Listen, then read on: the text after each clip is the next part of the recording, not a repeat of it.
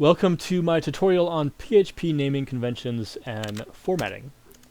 In real-world practice, whenever writing code for any sort of project, it is important to adopt and stick to a naming convention. A naming convention refers to the practices and rules that you stick to with regard to how you name your variables, functions, classes, and other things in your code. Although many of these principles can carry over universally to just about any language, in this video I'll be looking specifically at PHP, and some of the nuances in the way that you format PHP code may differ from other languages. I've also created some naming convention videos for a few other languages, which I've linked to in the description of this video. If you are not familiar with PHP or are a new developer, I'd highly recommend that you check out my PHP tutorial series to have a better understanding of the concepts I'll be discussing. I'll put a link to that series in this video's description as well. When it comes to naming conventions, from project to project or company to company, there is no standard rule of which naming convention is correct or best. But within the context of each project, it is important that whichever naming convention you choose stays consistent.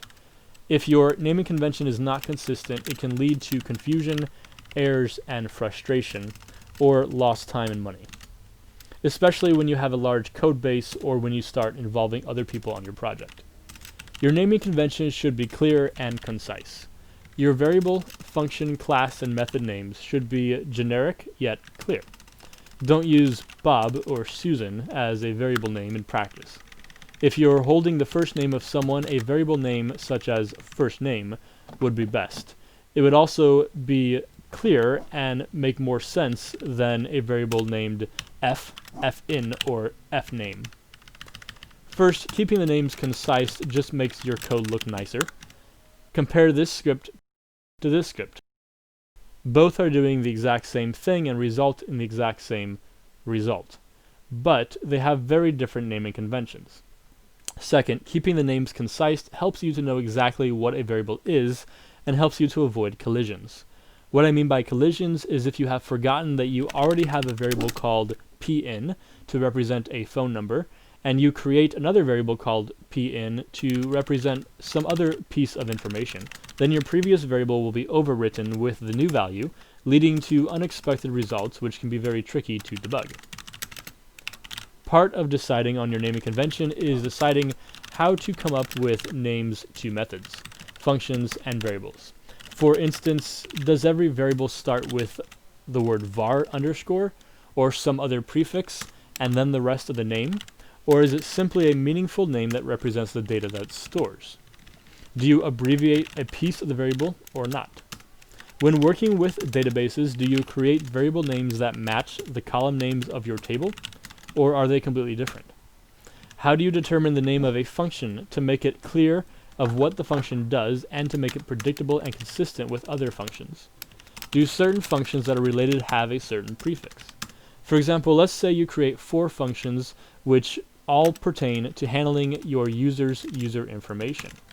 Do these 4 functions all start with user underscore, such as user save password, user reset password, user delete password, and so on? In classes, if you choose to use private or protected properties with getter and setter methods to access those properties, it's important to stick to a consistent convention for naming these methods across all of your classes. For example, my getter methods always start with get, followed by the property it's getting, such as getName, getPhoneNumber. My setter methods are the same, only with set, such as setName and setPhoneNumber. If a property is an array, I still use a getter to get that array, but if I want to add a value to the array, I create an adder method, which starts with add and always describes the item being added, not the array being added to, such as add email address in order to add a single email address to an array of multiple email addresses, whereas my getter would be describing the array, such as get email addresses. Notice how the getter is plural and the adder is singular. Of course, this is simply a standard that I adhere to. You do not have to do it this way, but it's important to have a consistent naming method like this and apply it equally to all classes across the entire project. When choosing names for methods, I always use the word get when I'm simply returning the value of a property, And I use the word fetch when the method is actually executing a query on a database or performing a connection to another API server in order to get the data that I'm requesting. This way, I always know whether or not it's safe to use this method in a loop and whether it will require additional time or resources. The other part of a naming convention is adopting a convention for spaces and capitalization.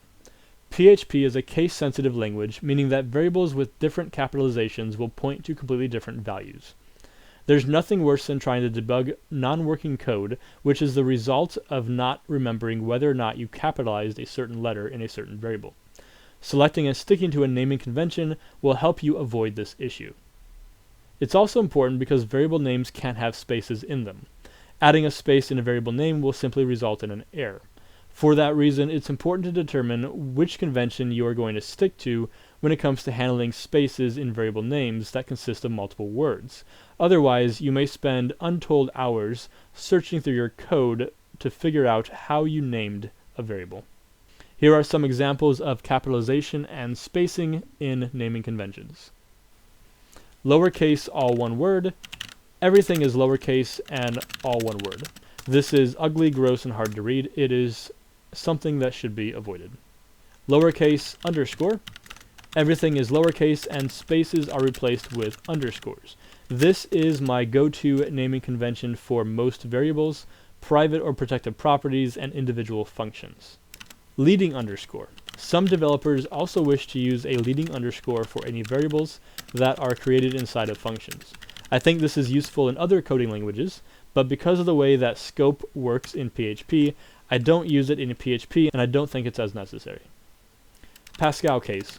There are no spaces and each word is capitalized. This is my go-to naming convention for the names of classes. Camel case. There are no spaces and each word is capitalized except for the first word. This is my go-to naming convention for public methods, which are functions inside of a class. Pascal case underscore. Of course, this and other options are also possibilities, but they are less commonly used and start becoming more of an eyesore. I should also note that when it comes to constants, I stick to all caps with underscores. I'm currently working on a project which consists of over 1,000 PHP files as well as well over 1 million lines of code that I've written over the past 10 years. By sticking to that naming convention that I briefly mentioned above, it makes it very easy for me and other developers who are involved to use any of the classes or functions or to predict how they are used simply by having a rough idea of the name of the class, what it does, and what sorts of properties it holds. Your code that you type is not just code, it's art. When you look at the code, you should see something that looks nice. A masterpiece, not just a mess of characters. It's important to format your code in a way that is friendly to the reader and helps the dev who's working on it, whether that's you or someone else, to be able to clearly find their spot and whatever information they're looking for. Your naming convention is a large part of that, but there are also some formatting standards that you should adopt as well. Just like naming convention, the formatting standards will vary from developer to developer and are often a matter of personal preference or of a corporate decision somewhere in the project. Whichever formatting standards you adopt, it's just as important to keep them consistent. This will help your code to look much nicer and easier to read, which means it's also quicker to find things, make changes, and to develop it. Here are some formatting standards that I personally prefer and adhere to. Feel free to use these formatting standards or come up with your own. When opening a new block of code, I always place the open curly bracket on the next line at the same indentation as the line above it. I always indent each block of code by one tab from the previous block. I hate using spaces to indent code. I always use tabs. And I always close the block of code with a closure on its own line at the same level of indentation as the opening curly bracket. This means it's easy to see where blocks open and close, as well as what code belongs to what block. I always find ways to group my code into smaller groups that are closely connected, and I separate these small groups of code by an empty line. These small groups of code are usually less than 4 lines of code. This helps break up my code to make it more readable, more appealing to the eye, and if they are grouped by the fact that those lines are closely tied together or doing something along the lines of the same thing, it helps to find things more easily. I'm a huge fan of commenting code as well, and I usually comment each of these groups of code above them. I'll also put comments above each function or method describing what that does and what parameters it requires, as well as comments on the first line after opening an if statement telling me something about that if statement. I also believe it's important to keep functions and methods short. There are some exceptions to this, but for the most part, each function or method should perform a single task. If you have a list of 5 tasks that must be completed when calling a certain function, then you should create 5 functions, one for each task, and then create a 6th function which carries out the 5 items required to accomplish that function's goal. This also makes your code more reusable and more versatile, so that you can reuse the code later on and not have to rewrite or duplicate code. A quick note about this: if you are confused about how to separate your functions into smaller tasks, if you look at a function, if it contains more than 10 or 20 lines of code, it probably has more than one task that it's doing. This is probably a good function to work on splitting into multiple functions. Of course, there are situations where one task does require 10, 20, or even 100 lines of code, but those are rare situations. Most of your functions are going to be short and sweet and to the point, performing a single task, allowing you to then reuse those functions in other functions so that your code becomes less cluttered, more predictable, and more reusable. Those are just a few tips and insights with regard to naming conventions and formatting for PHP. Of course, many of these things can apply to other coding languages as well, but if you are interested in a specific naming convention or formatting for a different language, please check out the links in the description of this video, as I have created some other videos for naming conventions for a few other languages as well. Thank you very much for watching. Please consider liking, sharing, and subscribing, as those help me to continue producing videos to help you learn coding.